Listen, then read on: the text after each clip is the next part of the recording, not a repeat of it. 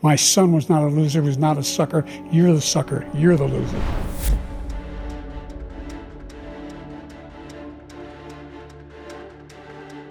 The only person on this stage is a convicted felon is the man I'm looking at right now. And the fact of the matter is, what he's telling you is simply not true.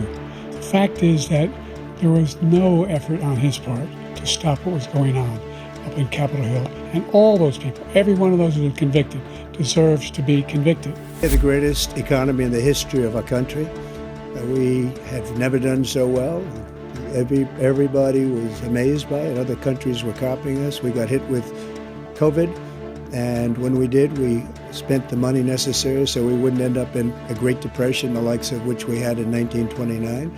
By the time we finished, so we did a great job. We got a lot of credit for the economy, a lot of credit for the military, and no wars, and so many other things. Everything was rocking good. I was recently in France for D-Day, and I spoke all about those heroes that died. I went to the World War I cemetery he refused to go to.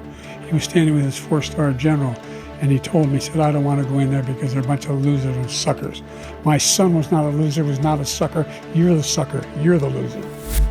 You got to ask these people to put up the money. We're over $100 billion more spent, and it has a bigger impact on them because of location, because we have an ocean in between. You got to ask them. As far as Israel and Hamas, Israel's the one that wants to go. He said the only one that wants to keep going is Hamas. Actually, Israel is the one, and you should let him go and let him finish the job. He doesn't want to do it. He's become like a Palestinian, but they don't like him because he's a very bad Palestinian. He's a weak one. It should have never happened. I will have that war settled between Putin and Zelensky as president-elect before I take office on January 20th. I'll have that war settled. People being killed so needlessly, so stupidly, and I will get it settled, and I'll get it settled fast before I take office.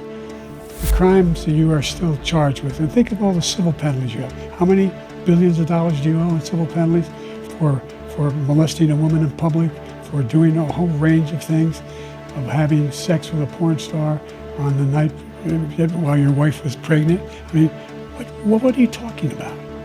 You have the morals of an alley cat.